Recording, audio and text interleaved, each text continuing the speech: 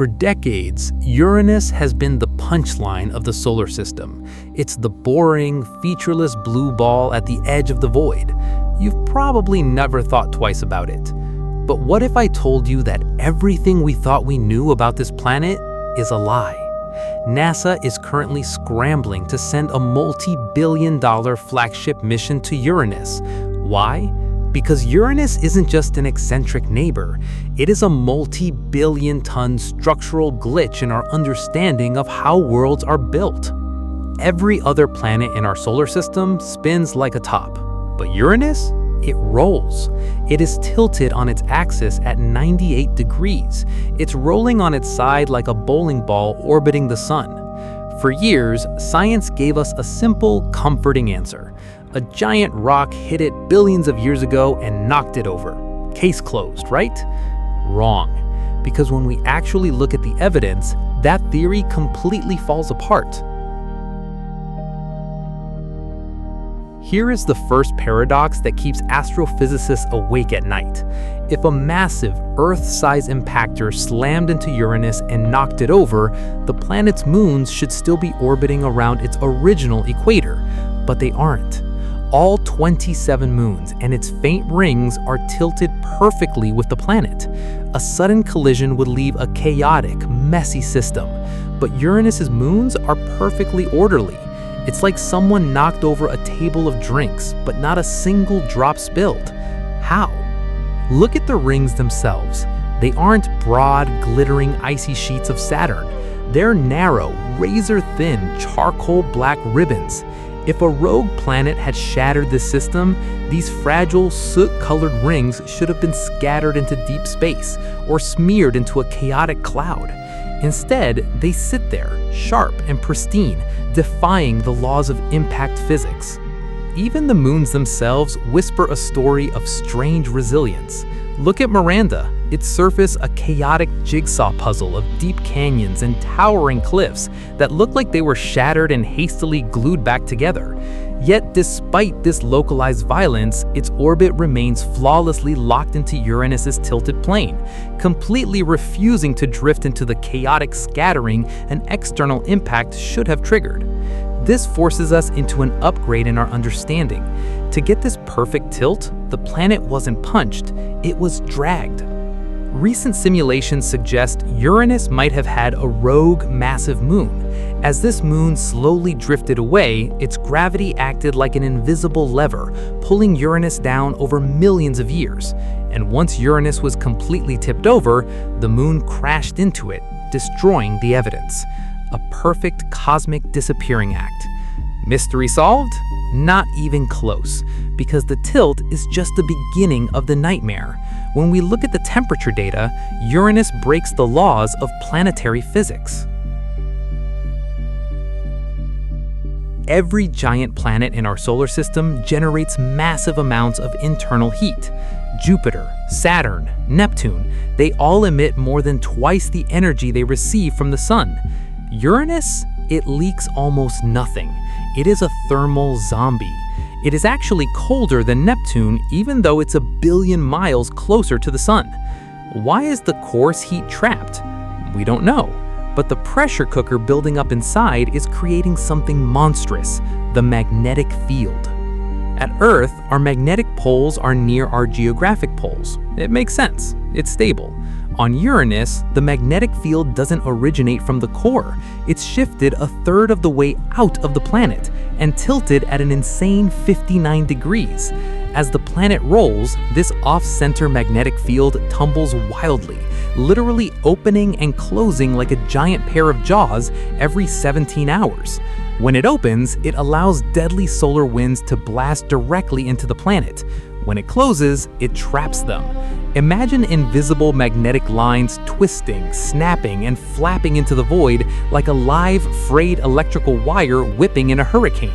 It is a violent, asymmetrical shield that behaves less like a planetary defense system and more like a malfunctioning machine tearing itself apart.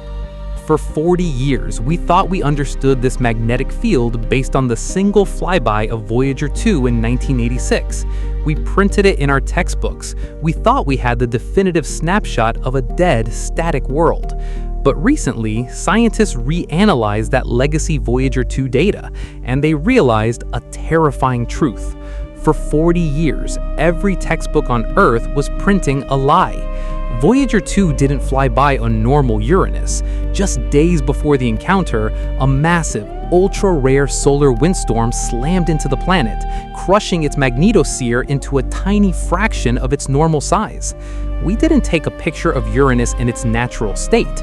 We took a picture of a planet actively suffocating under a cosmic storm, and we mistook it for its natural face. Everything we wrote down in the 1980s was based on a freak cosmic coincidence. In reality, the planet's atmosphere is a turbulent, howling engine. Massive storm systems invisible to the naked eye, but roaring with winds that surpass 500 miles per hour, rip through a pale blue haze. These jet streams act like a planetary conveyor belt, shifting heat across a world that by all conventional physics should be completely frozen solid. Uranus isn't dead, it is highly active, and we're completely blind to what's actually happening inside.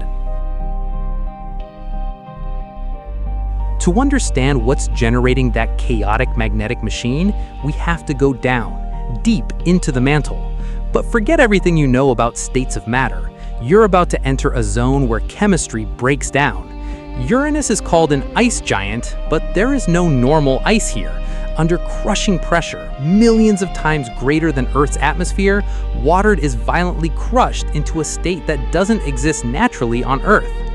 Imagine diving through choking aquamarine clouds of methane, sinking deeper as the sunlight completely dies, and the atmosphere thickens into a searing, crushing alien soup. The temperature skyrockets to thousands of degrees, yet the water cannot boil away into steam because the weight of the planet holds it down. Welcome to the realm of superionic water, or as physicists call it, hot black ice. At these extreme pressures, the oxygen atoms lock together into a solid crystal lattice, but the hydrogen atoms, they rip free through the solid oxygen like a liquid ocean. This black ice is thousands of degrees hot, solid yet liquid and highly conductive.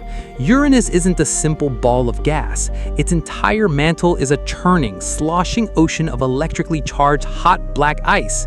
This glowing pressurized sludge is what's generating that freakish off-center magnetic field. Deep here, the boundary between gas, liquid, and solid completely dissolves. There is no solid rocky core to smash into. Instead, you're surrounded by an endless dark matrix where oceans of electrical current surge through a crystal framework, a massive, self-sustaining battery trapped inside a world that looks perfectly serene from space.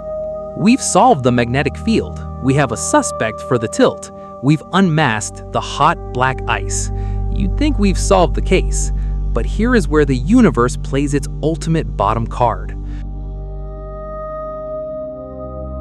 For centuries, humanity has looked at Uranus as the freak of the solar system, the broken toy, the weird outcast that didn't form right. Earth and Jupiter, those were the normal planets. When we launched space telescopes to hunt for exoplanets, we expected to find a galaxy filled with Earths and Jupiters. But the data came back and it shattered our entire understanding of reality. Do you know what the most common type of planet in the known universe is? Not rocky planets like Earth, not gas giants like Jupiter. The most common worlds in the galaxy are sub-neptunes and ice giants. Think about it. We've spent centuries trying to find Earth 2.0 in the stars, assuming our home was the cosmic baseline. But the universe just handed us the data and laughed. Uranus isn't the freak, we are. In the grand cosmic blueprint, our rocky Earth is the anomaly. The chaotic, sideways spinning, hot black ice-filled Uranus, that is the standard setting of the universe. If we don't understand Uranus, we don't understand 80% of the planets in the galaxy. We're sitting in our weird little rocky house looking out the window at a neighborhood we know absolutely nothing about. This is why NASA has declared a return to Uranus as the highest priority for the next decade of planetary science. The Uranus Orbiter and Probe mission aims to drop a robotic detective directly into those dark, crushing clouds.